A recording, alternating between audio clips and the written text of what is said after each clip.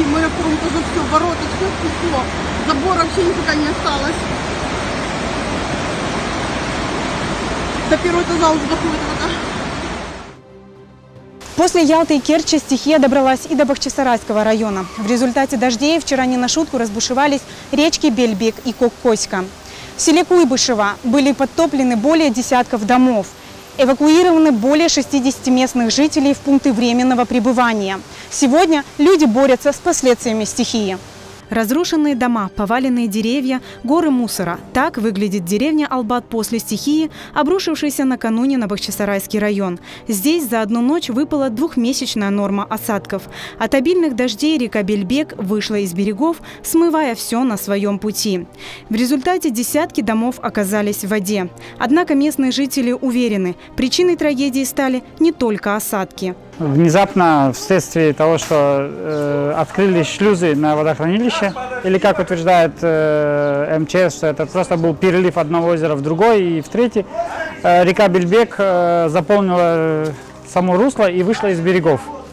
Вследствие того, что она вышла из берегов, метров на 50-100 в разных местах Куйбышева, там в других селах еще больше, затопила жилые дома, включая наш. Мы находимся ближе всего к речке. Дождя практически не было. Начала подниматься вода от речки. Мы еще ходили, смотрели, сын фотографировал.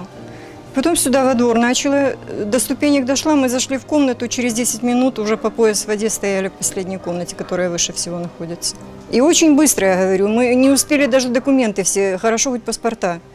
Были в сумке, сумку взяли, положили там на кровать, она всплыла, поэтому сохранилась. Из всей техники сохранился один компьютер, все.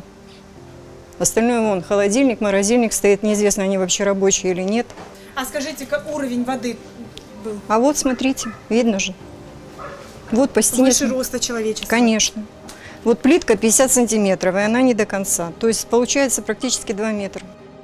Местные жители пытаются справиться с последствиями наводнения. Селевой поток, обрушившийся на их дома, в считанные минуты лишил имущества. Водой смыло весь урожай, погибли домашние животные.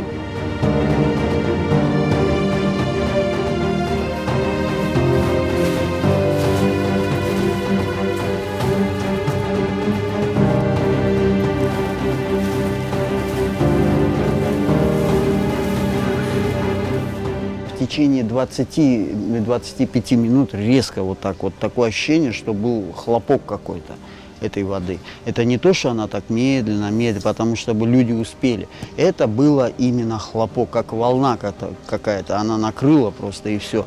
Ну вот видите, высота. Она не могла просто так медленно наполняться, люди бы успели что-то предпринять. Нежилое практически, все, это было все жилое. Сейчас вот вы сами видите, все. Просто все. Все имущество, оно негодно.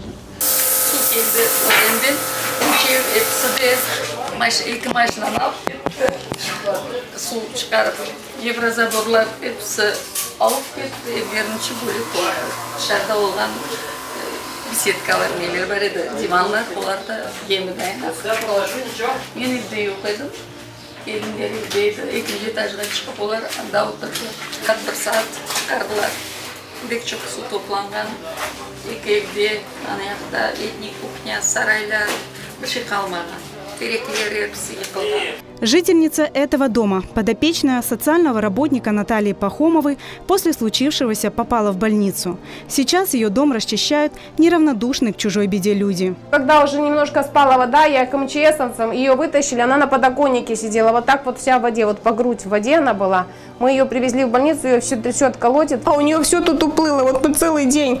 Тут все моем, 3 человека. Сейчас владельцы подтопленных домов нуждаются в помощи, подсчитывают нанесенные убытки и надеются, что местные власти обратят внимание на их ситуацию, а сотрудники МЧС, привлеченные оказывать им помощь, выполнят поставленные задачи.